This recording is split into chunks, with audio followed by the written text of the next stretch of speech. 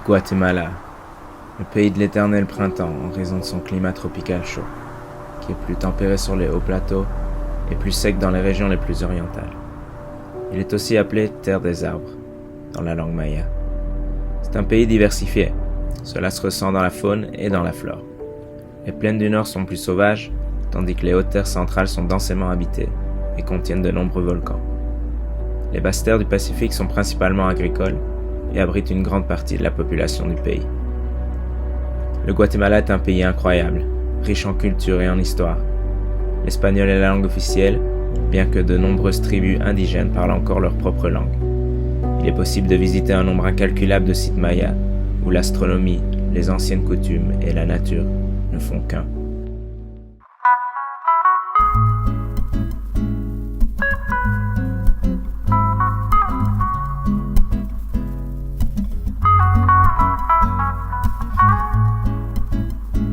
L'île de Flores se situe dans le lac de Petén-Itzá, au nord du Guatemala. Elle attire les voyageurs pour son atmosphère paisible et ses ruelles et maisons colorées. Il est possible de faire un tour du lac en lancha et s'arrêter au village en face, San Miguel, visiter les ruines et points de vue d'El Mirador et observer les oiseaux endémiques. En se promenant, il est facile de trouver des restaurants et bars principalement pour étrangers. Un petit marchand sur la place principale a retenu mon attention pour ses petits plats bien locaux. Flores est également le point de départ pour beaucoup de touristes de la visite de l'impressionnante cité maya de Tikal. Une alternative est El Remate, beaucoup plus posée. Là, il est possible de se balader dans le parc Cerro Cahui pour observer des singes hurleurs ou araignées, écureuils, des oiseaux et, si vous êtes chanceux, des serpents ou tapirs. Du point de vue le plus haut, la vue est imprenable.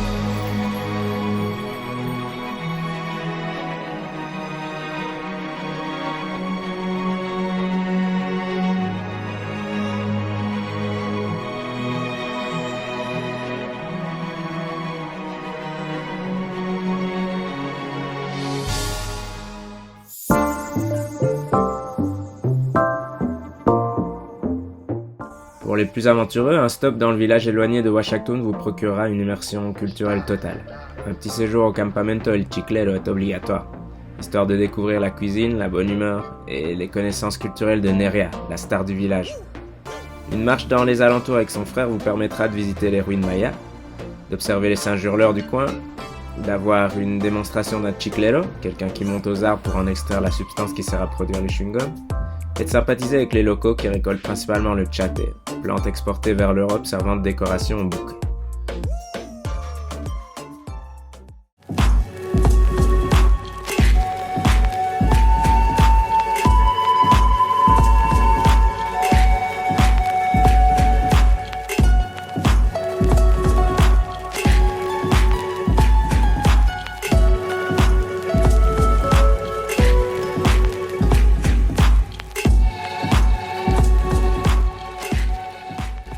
Un autre site maya, tout aussi incroyable, se trouve à la laguna Yaxha, non loin de la frontière du Belize. Ce n'est pas difficile de trouver une tarentule ou deux, d'entendre les singes hurleurs au loin ou d'admirer les cabrioles des singes araignées à la cime des arbres. Généralement, on reste jusqu'au coucher de soleil pour en profiter du haut du plus haut temple. En résumé, 15 heures de vol jusqu'au Guatemala, 50 minutes d'avion jusqu'à Flores, un tour en bateau, quelques tuk-tuk, de la marche, 3h30 de chicken bus vers Huachactún, 1 heure pour retourner sur Tikal, El Remate se trouve à 1 heure de Flores et Yaxha à 2 heures. Par la suite, on s'est dirigé vers Lanquín dans un shuttle bus de 9 heures, une excursion à Semuc Champey qui se trouve à 45 minutes de route cabossée. Et enfin 3 heures de collectivo pour se rendre à Cobán. De là, les visites de Ranchitos del Quetzal et du Biotopo del Quetzal sont à 1 heure de collectivo.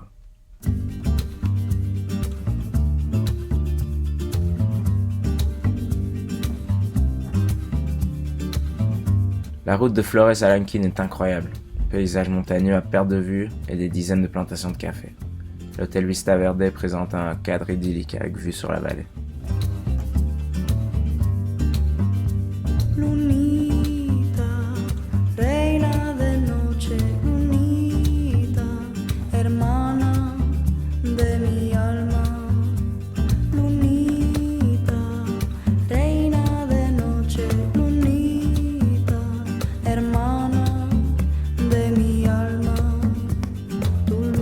Semuc Champey abrite un des plus beaux sites naturels du Guatemala.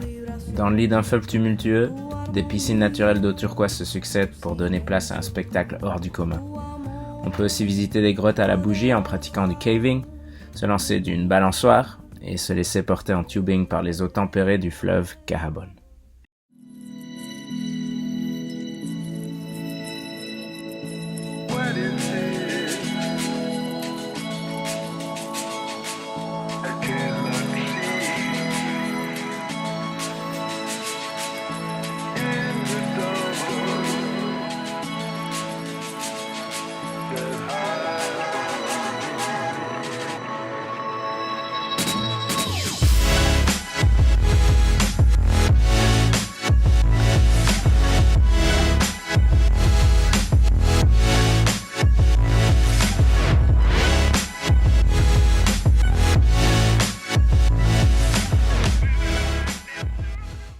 À Cobán, la coopérative de Chicor permet de découvrir des plantations de café en se baladant entre les arbres et en les survolant à l'aide d'une tyrolienne.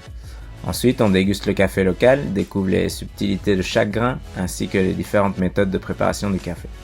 La production du café représente à elle seule environ 10% du PIB du pays, ce qui en fait une source de revenus importante pour de nombreux Guatémaltèques et un plaisir gustatif pour les citoyens du monde.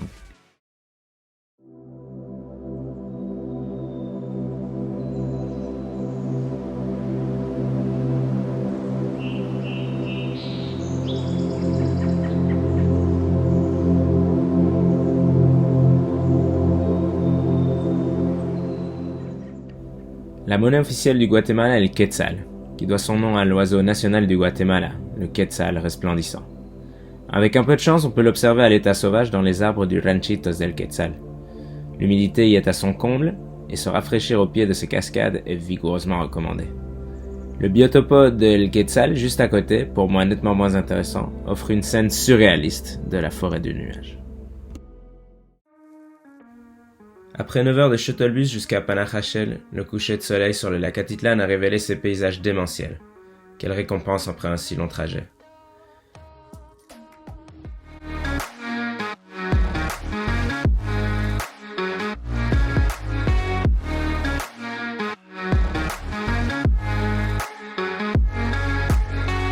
Le village le plus connu sur le lac Atitlan est San Pedro. C'est rempli de restaurants et de bars pour faire la fête. L'hôtel Micasso est quant à lui plutôt paisible, avec une perspective unique sur le volcan du lac. De là, il est possible d'organiser un tour pour admirer le lever du soleil d'un mirador appelé El Rostro Maya, ou l'Indian Nose en anglais. Expérience hors du commun, mais ça pique de se réveiller à cette heure-là. San Juan se trouve juste à côté, et offre un spectacle plus authentique et traditionnel que San Pedro. Les rues sont décorées avec les tissus locaux, et l'on peut même visiter un atelier de tissage. À 2 pas, le mirador Kiak Ice One régale les Instagrammeurs.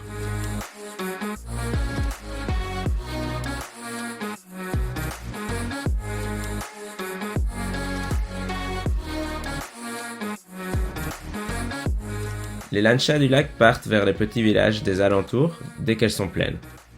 San Marcos est connu pour sa vibe hippie et yogi, alors que les touristes se rendent à Santiago Atitlan principalement pour observer le Mashimon, un dieu local controversé. À Panajachel ou Gringotenango pour les intimes, on peut profiter de la plage avec vue directe sur les deux volcans depuis la calle Los Salpores. Ceci dit, la meilleure vue du lac est depuis un parapente à plus de 2500 mètres d'altitude. Viento que viene de la montaña, viento, tráenos la claridad, viento que viene de la montaña, viento, tráenos la claridad.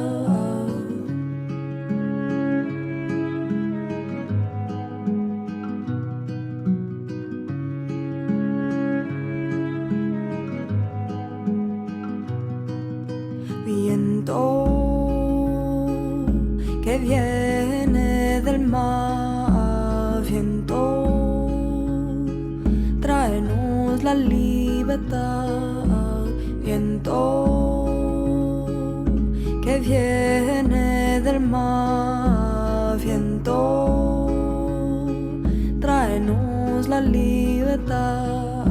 Vuela, vuela, vuela, vuela, vuela, vuela, vuela, volar. Vuela, vuela, vuela, vuela, vuela, vuela, vuela, volar con nosotros. Viento que viene del desierto. À 1h30 de Panajachel, le marché de Chichicastenango prend vie, le jeudi et le dimanche. Il attire les foules, locaux comme touristes. Chichi est de loin la meilleure manière de s'approcher des Guatémaltèques, d'acheter un souvenir bien authentique et d'expérimenter leurs processions religieuses. Celles-ci ont également lieu dans le cimetière très coloré de la ville.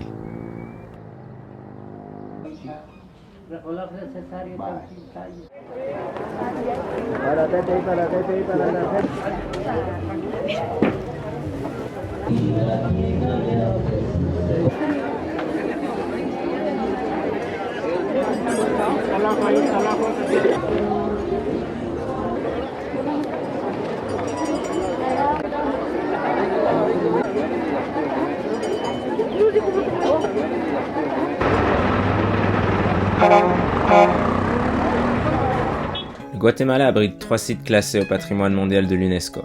Le majestueux parc national de Tikal, sur lequel on peut trouver une kyrielle d'informations online, le parc archéologique de Quirigua et la belle ville coloniale d'Antigua, Guatemala. Il faut environ 3 heures de shuttlebus pour rejoindre Antigua depuis Panajachel. Antigua, Guatemala est un exemple étonnant de l'architecture coloniale espagnole, avec ses rues pavées, ses bâtiments en couleurs vives et ses grandes églises, majoritairement abandonnées au moment du changement de capitale vers Guatemala City en 1773. C'est clairement le lieu le plus touristique du pays et les voyageurs s'amassent au Parque Central pour ses musées et sa cathédrale, au Mirador de la Cruz pour admirer la ville surplombée du volcan Agua et l'Arco de Santa Catalina proche de l'église de la Merced.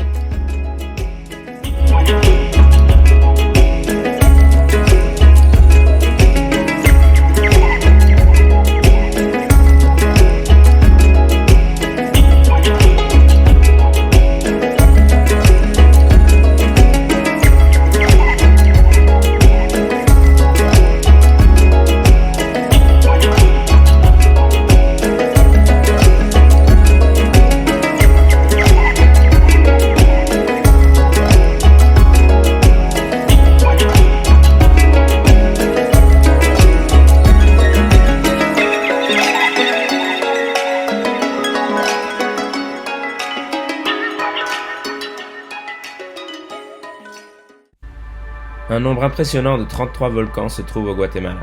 Depuis Antigua, vous pouvez en voir 4 majestueux, dont le plus actif est El Fuego.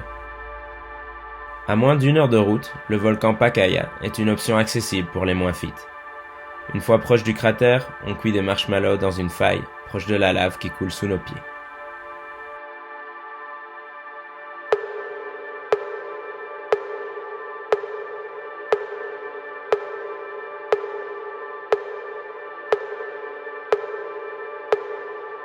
Les 3 autres volcans, eux visibles depuis Antigua, sont les volcans Agua, Fuego et Acatenango, tous situés dans un rayon de 50 km autour de la ville. L'Acatenango est un périple pour les plus audacieux. 1 km 1 de dénivelé en 4,6 km de distance pour arriver au campement, d'où la vue sur les éruptions d'El Fuego est un spectacle inoubliable. À 4 heures du matin, on monte les derniers 400 mètres pour arriver à la cime et admirer le lever de soleil. Les conditions ne sont pas toujours idéales, mais cela restera comme mon meilleur souvenir du Guatemala.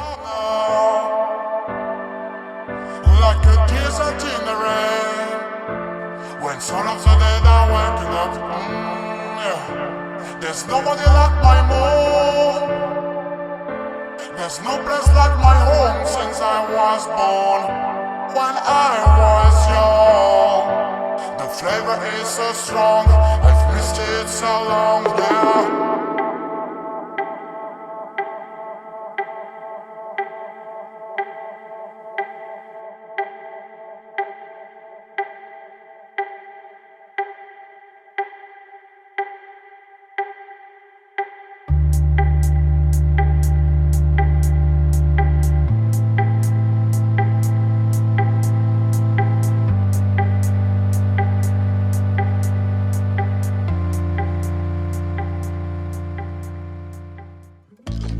Monterrico se situe sur la côte pacifique du Guatemala, à seulement 3 heures de shuttlebus d'Antigua.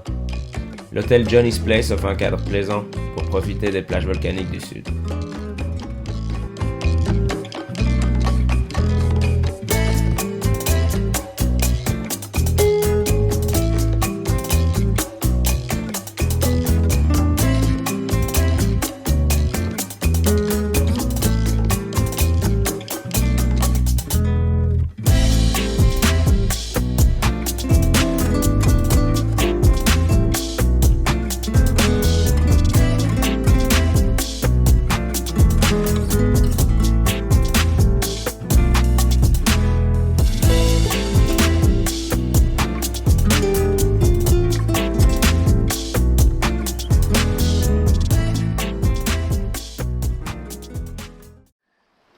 Le biotope Monterrico Hawaii est un système de mangroves et marais d'eau douce et salée où les tortues prolifèrent pendant la saison d'août à décembre et où un nombre incalculable d'oiseaux se posent pendant leur migration en janvier-février.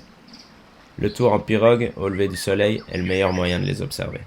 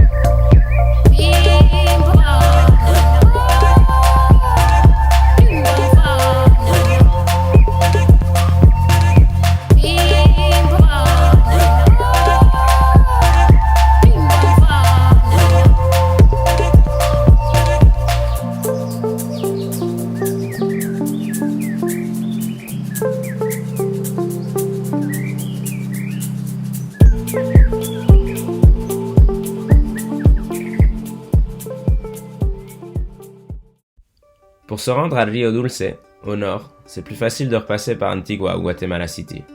Si tout va bien, il faut approximativement 9 heures de shuttlebus d'Antigua à Rio Dulce.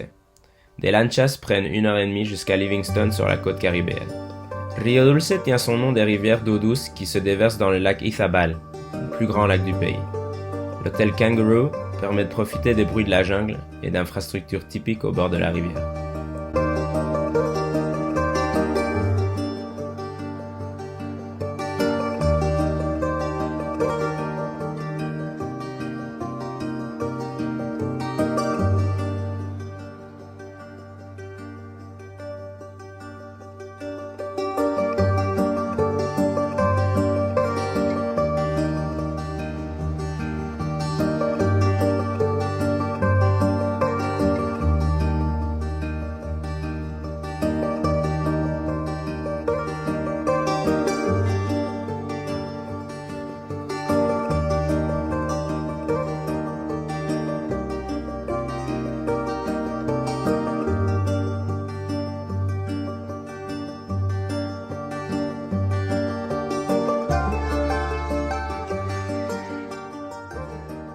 Le canyon del Boquerón est un endroit naturel magique. Les lianes et les branches tentent d'atteindre la rivière et la balade en cayuco est paisible à souhait. L'eau fraîche revigore le corps. Dans la finca El Paraíso, la rivière et cascade d'eau chaude, due à l'activité géothermique du coin, permet de se relaxer au maximum.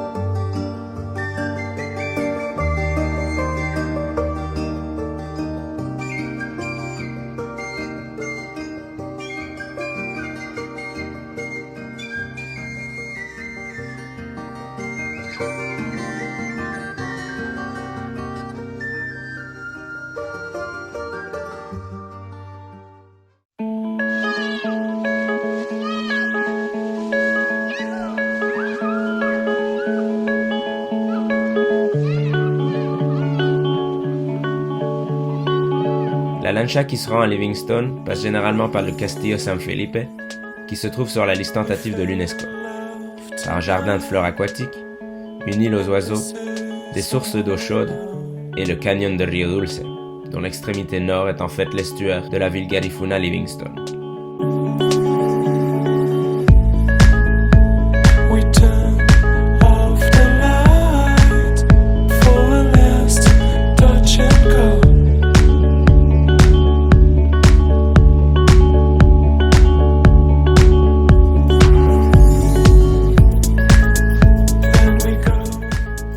À Livingstone, il est possible de marcher le long de la plage, même si celle-ci est polluée. Los Siete Altares se situe à 4 km du centre. Une succession de piscines naturelles dans un cadre extraordinaire vous donnera l'envie de vous baigner.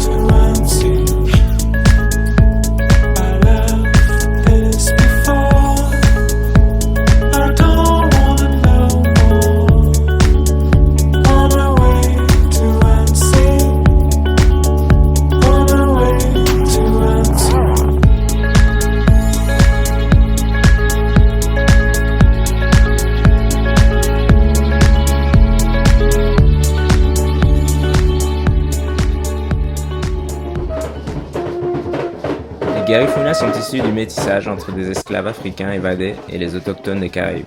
Après d'autres déracinements, ils ont décidé de s'installer dans des petits villages entre le Belize et le Nicaragua. Traditionnellement, ils aiment jouer du tambour, chanter et danser. Leur gastronomie tourne autour des fruits de mer, du manioc et de la noix de coco.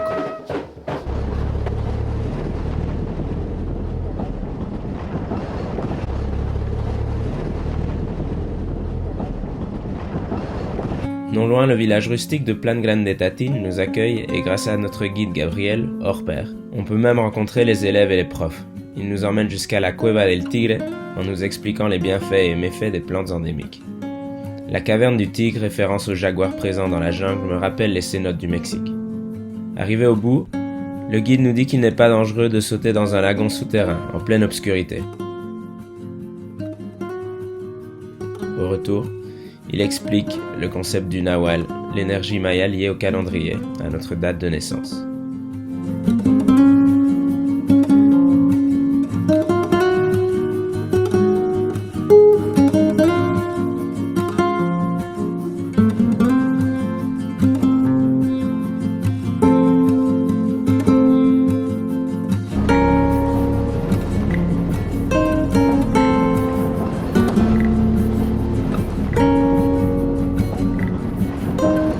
Finalement, il est possible d'organiser une visite très authentique d'une plantation de cacao surnommée Cacaotal. Ninette nous accueille pour une balade à travers les cacaotiers et on participe à un atelier Farm to Fork en passant par les étapes majeures de la création du chocolat.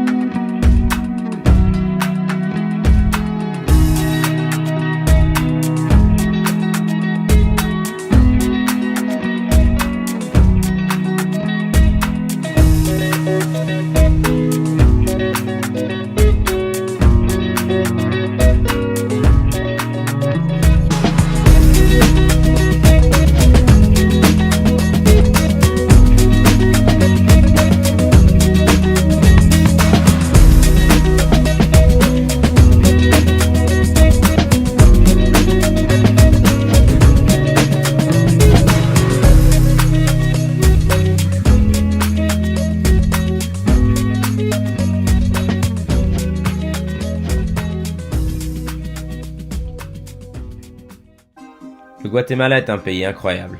Un mois sur place permet de voir beaucoup de coins du pays, même si on voudrait toujours visiter plus.